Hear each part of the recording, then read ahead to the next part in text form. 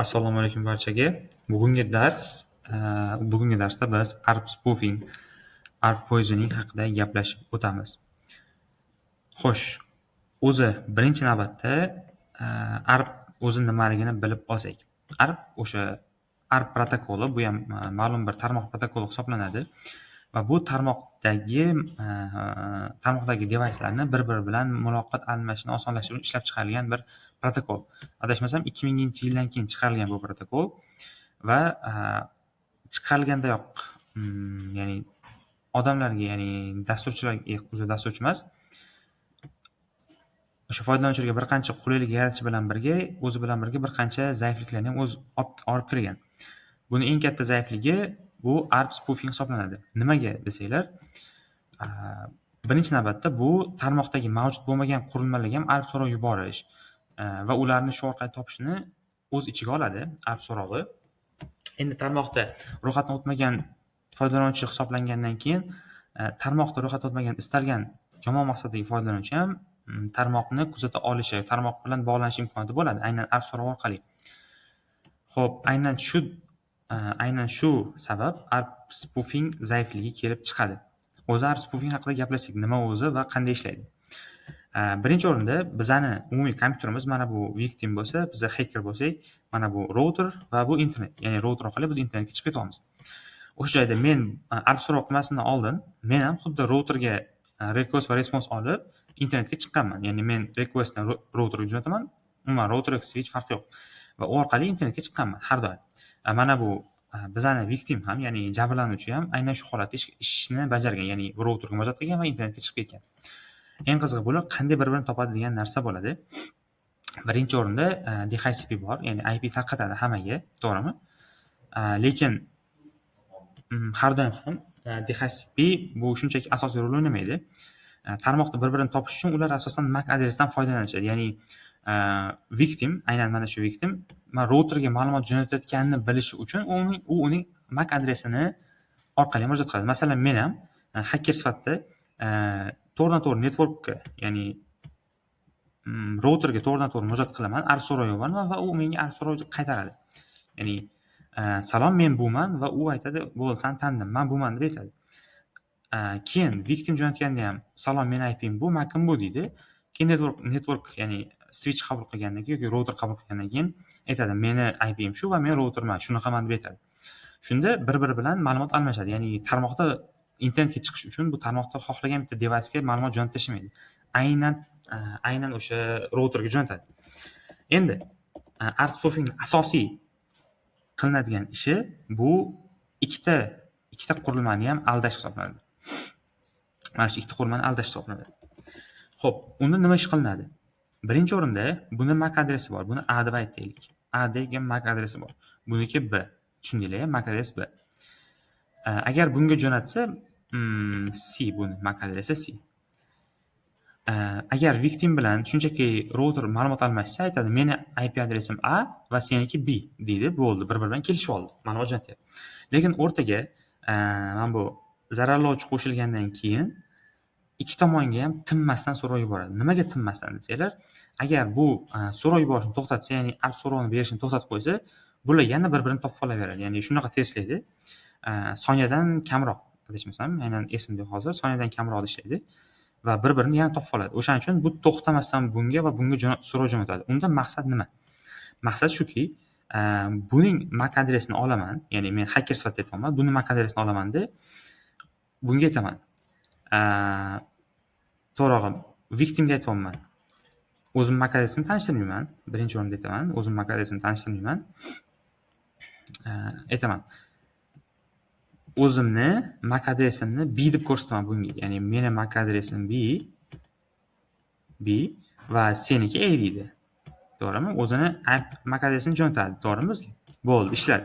Endi victim bizni o'ylaydi. Biza B'miz deyapti. Ya'ni mana bundan o'sha so'rovni o'qolmay qoladi. Ya'ni biz to'xtamasdan so'rov yuboramiz victimga va biz B'man deb aytamiz. Va B bu routerning MAC adresi. Aynan o'sha payt u bizni topolmay qoladi. Ya'ni haqiqiy routerni bilmay qoladi va bizni router deb o'ylaydi va hamma ma'lumot bizga jo'natishni boshlaydi. O'sha paytning o'zida biz routerga ham ma'lumot jo'natishimiz kerak. Va routerga nima deb jo'natamiz? Bizning MAC adresimiz A deymiz. mening MAC adresim A deb bunga jo'natamiz. Aynan o'sha payt router ham aytadi, meni MAC adresim B deydi. Deb bunga aytadi. Qancha xuddi mana bu joyni bunga klonlashtiramiz. Tushunyapsizlar-a? Bunga xuddi shu joyga klonlashtiramiz va o'rtada biz paydo bo'ldik. Tasavvur qilinglar. Endi mana bu yerda victim internetga chiqishi uchun, mana bu internetga chiqish uchun oldin shunchaki routerga va internetga borardi, to'g'rimi?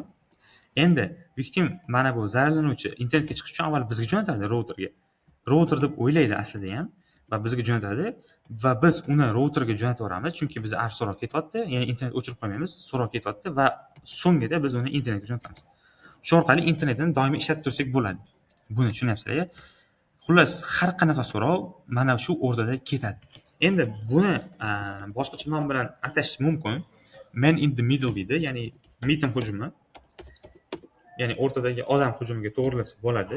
Uni ham xuddi shunaqa ma'lumot va server o'rtasiga ulanib olish deyiladi. Faqat bu ARP so'rovi orqali. Endi xo'sh, bu yoqda edi. Bu orqali nima qilsa bo'ladi? Birinchi o'rinda victimni, masalan, u example.com degan saytga kirmoqchi, lekin biz uni example.com ni DNS ni o'zgartirish orqali biz uni вообще boshqa bir veb-saytga jo'natib yuboramiz. Hattoki uni ya'ni domen ko'rsatkichida masalan kunduzga kirmoqchini kun.uz deb turadi, lekin asosiy ma'lumot boshqa bo'ladi. Tushunyapsizlar-a? Ya'ni u boshqa bir veb-saytga jo'natib yuborish, redirect qilish emas. Shuni aytishim kerak, bu redirect qilish emas. Mana bu victim o'zi xohlagan kun.uz degan saytga kiryapti. kun.uz degan saytga kiryapti. Juda kichkina ekan-a. kun.uz degan saytga kiryapti. Lekin biz buni olamizda Daryo.uzga o'zgartiramiz, to'g'rimi? Daryo.uzga o'zgartirsak,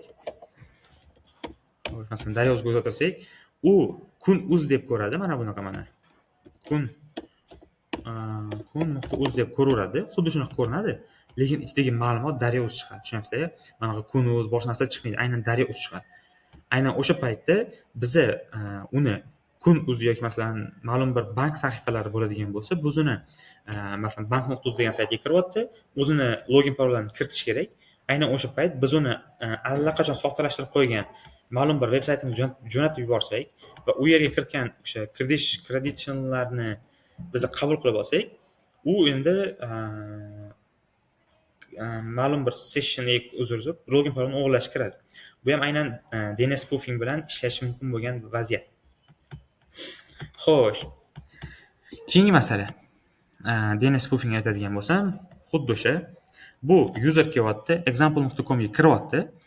Kamiga DNS serverga u birinchi o'rinda DNS server ishlaydi o'rtada, chunki bu example.com ni IP ga yo'naltirish kerak. Attacker nima qiladi? Attacker o'sha fake rekord kiritib qo'yadi. Masalan, bizda Linuxda yoki Windowsda atk host degan fayl bor. Aynan o'sha joyda biz qaysi domenga kirsak, ma'lum bir veb-sayt otib yuboradigan joylari bor. Aynan shu joyni bu attacker kelib to'g'rilab qo'yadi. Aynan example.com ga kirgan paytda bu 192.0.0.16 emas, aynan bir zararlangan 192.1.1.27 degan web IP ga jo'natib yuboradi. Xuddi shunaqa, unda ham example.com deb ko'rinadi, lekin ichidagi ma'lumot mana bu IP dan oladi, tushunyapsizlar? Xo'sh, bo'ldi. DNS spoofing shu edi, asosiy tushunchasi.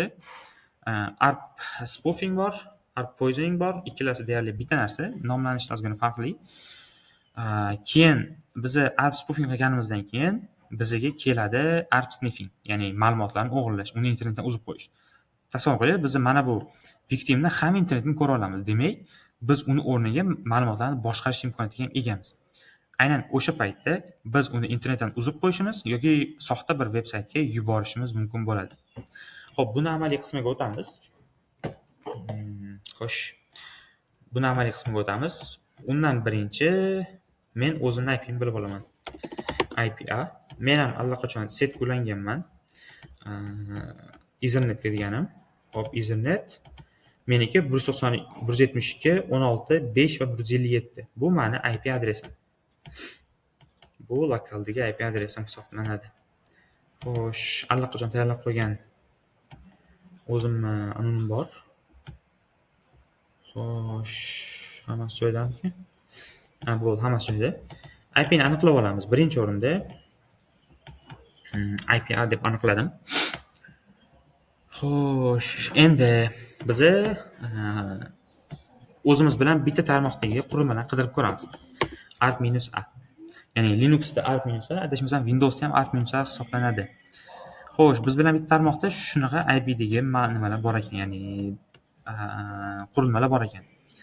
Bizni victimimiz IP adresi 172.16.578. Mana bizda allaqachon uni IP adresi bor. Va uni MAC adresi ham bor. Mana ko'rayotgan bo'lsanglar, uni MAC adresi va IP adresi to'liq bizda bor. Lekin ba'zida chiqmay qolishi mumkin. O'sha payt qandaydir yo'l bilan bo'lsa ham biza o'zimizning zararlovchimizni IP adresini bilishimiz kerak bo'ladi. Unga bir qancha usullar bor. Masalan, uni soxta Wi-Fi ga ulab, uni MAC dan olsak bo'ladi. Eng oson yo'l MAC. Agar bizda shunchaki uni IP adresi bo'ladigan bo'lsa, bizda shunchaki IP adres qanday kattalashtiradi buni? IP adres bo'ladigan bo'lsa, shunchaki o'sha IP ga ARP jo'natsak, biz uni MAC adresini ham ola olamiz. Bizani victimimiz shu. Va uni eng qizig'i setovoy mostini bilamiz, chunki o'zidan ko'rib olganman. Uni ham setovoy mosti 172.16 xo'sh 15 va 250 Uni setovoy mosti shunaqa. Shu orqali internetga chiqarib demoqchiman. Xo'sh, endi videoni davom ettiramiz. Xo'sh, Windowsda. Xo'sh, Linuxga qaytdik. Ana endi bu yerda davom ettiramiz. Birinchi o'rinda biz ikki tomonni ham zararlashimiz kerak. Uning uchun bizga qaysi so'rov edi?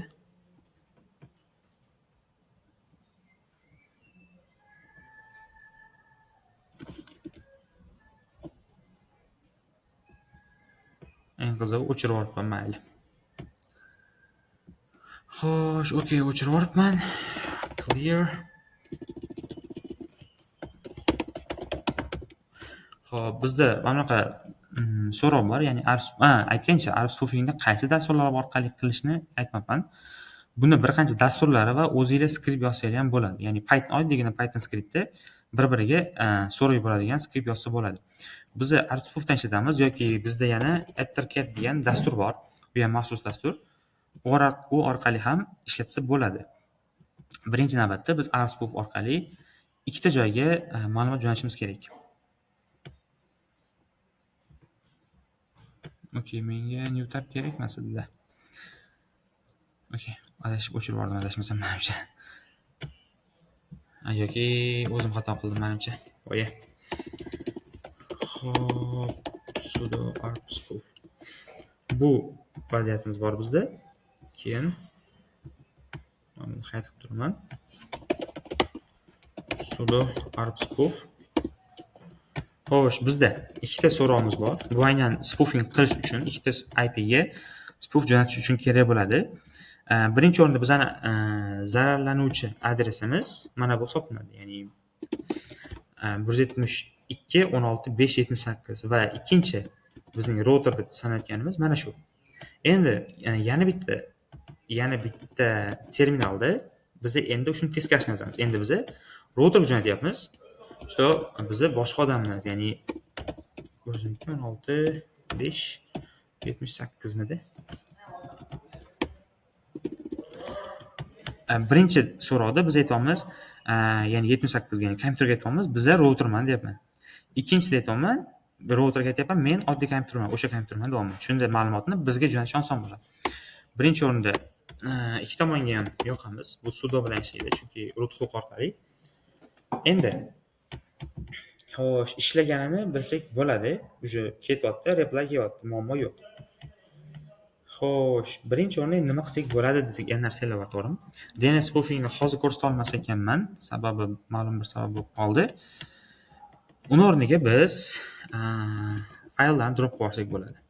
Eng qizig'i, masalan, biza 16 biza IP'miz qaysi edi?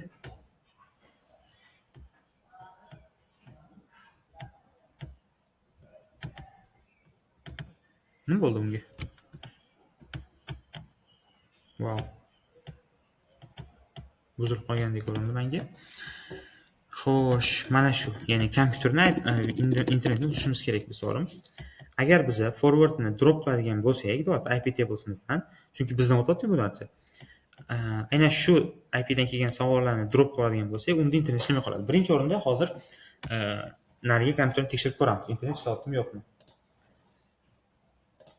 Hozir bundan kirib ko'rishim kerak. Video yoqdim. Endi o'zimizni IP tableimizdan forwardni o'chiradigan bo'lsak, mana o'chirdik. Teramiz, drop qildik. Hamma so'rovlarni drop qilib yuboradi. Endi biz kunduzga qaytadan kiradigan bo'lsak, bo'ldi, internet ishlamaydi, tushunyapsizlar? Undagi barcha internetni shunchaki uzib qo'yish mumkin. Ya'ni masofadan turib, uni shunchaki IP adresini bilish orqali uni internetdan uzib qo'yish mumkin. Hech qaysi yerda ishlamaydi. Hattoki ping masalasini aytadigan bo'lsak, ping.uz. Birinchi o'rinda nimaga IP adres chiqadi? Bu IP adres bu DNS dan olayotgan IP adresi. Tushunyapsizlar? Bu DNS saqlanib qolgan IP adres. Bunga ma'lumot jo'natmoqchi IP ga, lekin internet bizni ushlab qolayotganimiz uchun unga internet bormaydi hech qachon. Eng qiziq shu joyda yana bir narsani ko'rsatishim kerak.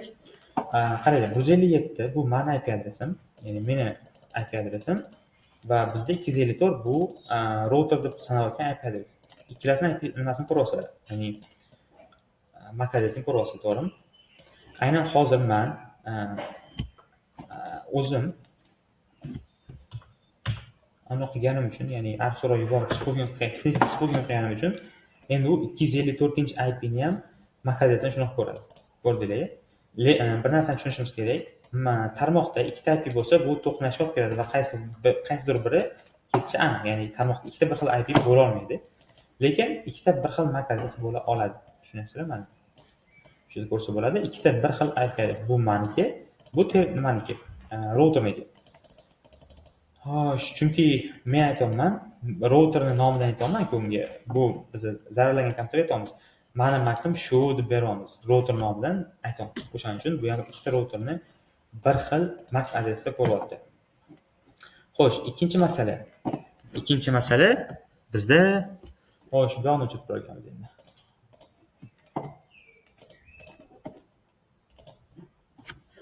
Xo'sh, bu yoqdan videoni yoqamiz.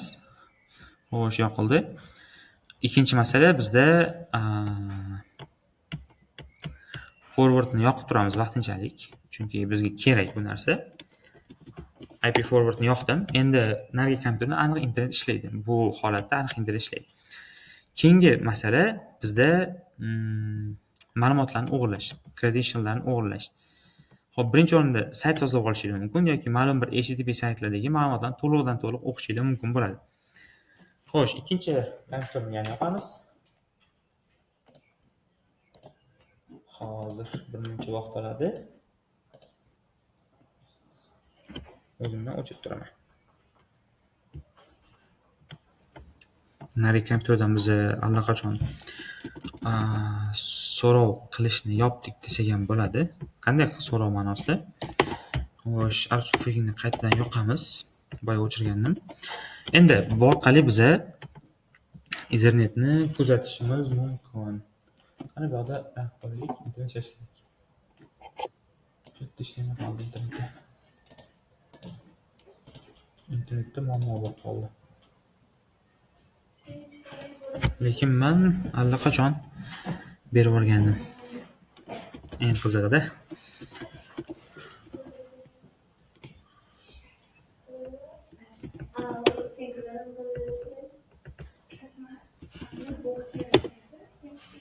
va men forwardni accept qilyapman, drop qilmayapman o'zi. IP tablesni drop qilmayapman. Endi menda demak bo'ldi, websayt ishlaydi. Endi biza websaytga kelgan so'rovlarni ushlab olishimiz kerak. Eng keyingi qilishimiz kerak bo'lgan ish bu. Birinchisi mana shu orqali ko'rsak bo'ladi. Masalan, biz bunda login sahifaga kirdik. Admin deb yozdik bu yerga. Xo'sh. Admin deb yozdim va qarorga admin bir nimadir yozishadi. Endi biz bu yerda login qiladigan bo'lsak, bizga kelish kerak edi, lekin kelmadi. Okey. Bu nimadir ishlamadi.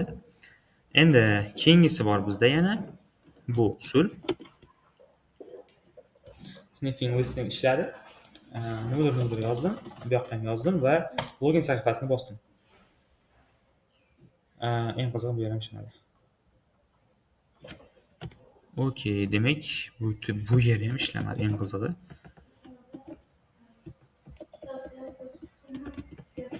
Hop, TCP dump degani bor. Yana bitta usuli. Admin va bu yerga nimadir yordam qiladi. O'zi internet ishlatdim, yo'q, tekshirib olishim kerak edi. Yo'q, internet yo'q. Endi bu yerga login bosadigan bo'lsak va bizda keldi mana. Bizda keldi verbose output supported use dedi. Ya'ni biz passwordni grab qildik, ya'ni qaysi 80-portda password bilan bog'liq bo'lgan hamma narsani olib bilgandik. Unda password keldi, lekin password o'zi kelmadi. Nimaga? Chunki ba'zida TCP dump yoki mana shu dsniff ba'zi ishlamaydi. Sababi ular ba'zida faqat get so'rovlari bilan ishlab qoladi. O'shaning uchun biz nima qilamiz? Biza uni o'rniga eng sodda usul yoki eng powerful usul degan Wireshark dasturini ishlatamiz. Wireshark dasturida biz Ethernet tanlab olamiz, ya'ni Ethernetni tanlaymiz. Bu yerda ko'rsanglar, har bitta so'rovni ko'rasizlar. Juda ham ko'p. Bizga hamma so'rov kerak emas, to'g'rimi? Bizga asosan qanaqa so'rov kerak? Bizga login parollar. Aynan login parollarni olish uchun esa bizga aynan post metodi kerak. Chunki get metodi bilan login parol jo'natilmaydi. http request method barobar va post metodi yoki get metodini shunday yozsangiz chiqadi. Endi post metodidan o'tgan har qanaqa so'rovni ko'rsak bo'ladi. Endi qayta veb-saytimizga qaytamiz. Aynan o'sha veb-saytimizda endi biza admin pass, ya'ni parolga esa biz o'zimizga istalgan bitta parolni yozdim va login qildim, eng qizig'i. Va mana bu joyda bizda o'sha srazu ko'rindi. Mana 172.16.5.78 degan IP 44.238.29.244 IP ga, ya'ni mana bu veb-saytimizga so'rov jo'natgan, ya'ni post so'rovini jo'natgani ketgan ekan. URL da login asp deb ketyapti.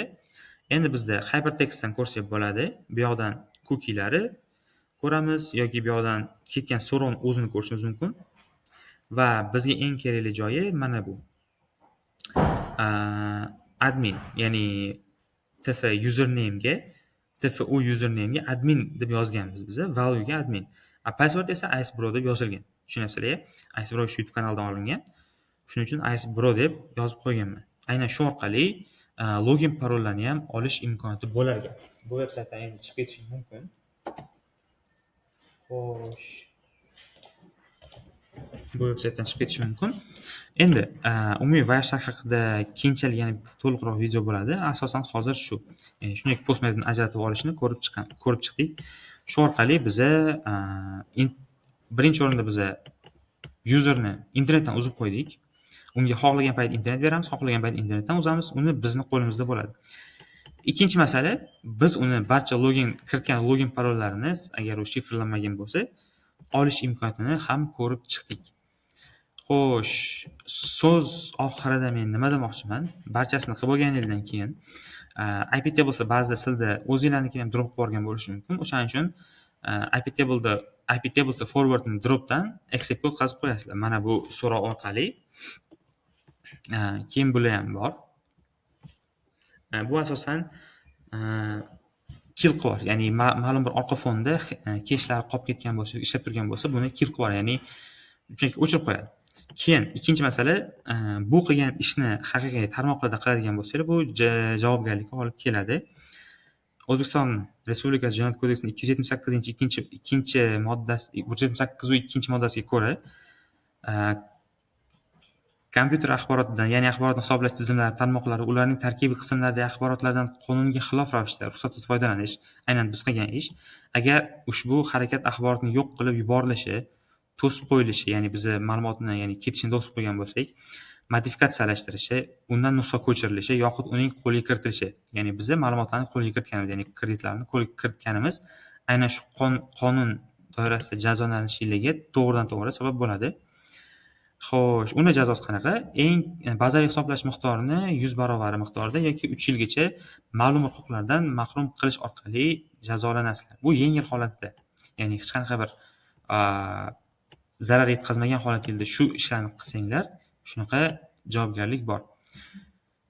Xo'sh, bugungi video umuman shu haqida edi, ya'ni spoofing, poisoning haqida bo'lgandi. Xo'sh, o'sha gap. Rahmat ko'rganingiz uchun. Albatta keyingi darslarda ko'rishguncha.